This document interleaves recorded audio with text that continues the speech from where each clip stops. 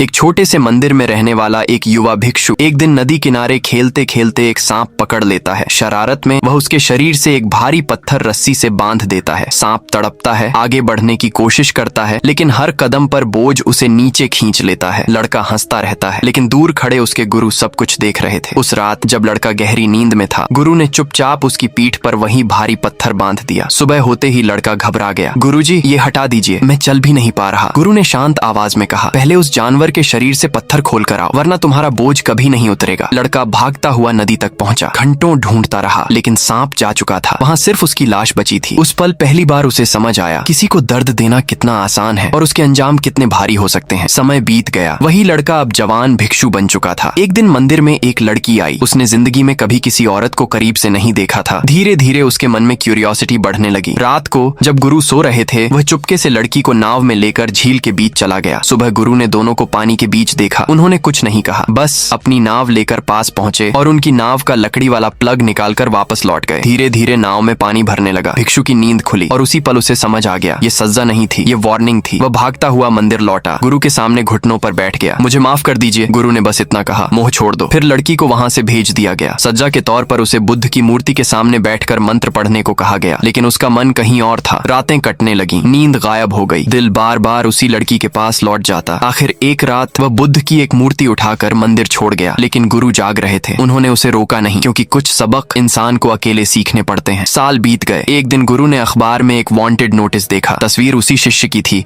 उन्होंने कुछ नहीं कहा, बस उसके पुराने कपड़े बड़े कर दिए और इंतजार करने लगे। कुछ दिनों बाद मंदिर का दरवाजा खुला। वह लौट आया था, थका हुआ, टूटा हुआ, अंदर से बिखरा हुआ। गुरु ने बिल्ली की पूंछ को ब्रश की तरह इस्तेमाल किया और जमीन पर पश्चाताप के शब्द लिख दिए। इन सभी शब्दों को जमीन में तराशो, तभी तुम्हारे पाप हल्के होंगे। तभी पुलिस मंदिर पहुंच गई। भिक्षु घबरा गया, भागने की कोशिश करने लगा, लेकिन गुरु ने हाथ जोड़कर कहा, बस इसे पूरा करने दीजिए। पुलिस वाले इंतजार करने लगे। समय काटने के लिए झील में तैरती बोतल पर पत्थर मारने लगे। कोई निशाना नहीं लगा पाया। तभी गुरु ने एक पत्थर उठाया और एक ही बार में बोतल तोड़ दी। पूरा माहौल शांत हो गया। रात भर भिक्षु जमीन पर हर शब्द तराशता रहा। हर लाइन के साथ उसके अंदर का तूफान थोड़ा थोड़ा शांत होने लगा। सुबह तक वह थक कर गिर पड़ा। फिर गुरु ने उसके साथ मिलकर उन शब्दों पर रंग भरा। जब वह उठा, उसने अपने सारे गुनाह कबूल कर लिए। पुलिस उसे ले जाने लगी, लेकिन अजीब बात हुई, नाव आगे ही नहीं बढ़ रही थी। तभी गुरु ने बस हल्के से हाथ हिलाया और नाव अपने आप पानी पर सरकने लगी। अपने शिष्य को जाते हुए देखते देखते उनकी आंखें भर आईं। उन्हें लगने लगा शायद वह एक अच्छे गुरु नहीं बन पाए। उन्होंने अपना चोला उतारा, नाव पर बैठ गए और हमेशा के लिए आंखें बंद कर लीं। 10 साल बाद जब भिक्षु जेल से बाहर आया, तो उसे कमरे में गुरु का चोला मिला। तभी उसे एहसास हुआ, गुरु अब इस दुनिया में नहीं है। वह बर्फ तोड़कर झील तक गया, गुरु के अवशेष निकाले और उनसे बुद्ध की एक नई मूर्ति बनाई। उसके लिए गुरु कहीं गए नहीं थे, अब भी वहीं थे। एक दिन मंदिर में एक औरत अपने छोटे बच्चे के साथ आई, लेकिन रात को वह बच्चे को छोड़कर चुपचाप चली गई। घबराई हुई और गिल्ट में डूबी, वह जमी हुई झील में बने गड्ढे में गिर गई। शायद ये कर्मों का फल था, शायद नहीं। भिक्षु ने उसे उस नजर से नहीं देखा, लेकिन उसने कुछ और किया। उसने फिर अपनी पीठ पर पत्थर बांधा, बचपन वाला वही पत्थर, और पहाड़ की तरफ चल पड़ा। हर कदम भारी था, हर सांस एक प्रायश्चित। चोटी पर पहुंचकर उसने बुद्ध की मूर्ति स्थापित की और आखिरकार समझ गया उसका रास्ता क्या है। उसने उस छोड़े गए बच्चे को अपना लिया, उसे पाला, उसे सिखाया। समय बीता, बच्चा नया युवा भिक्षु बन गया और वह नया गुरु।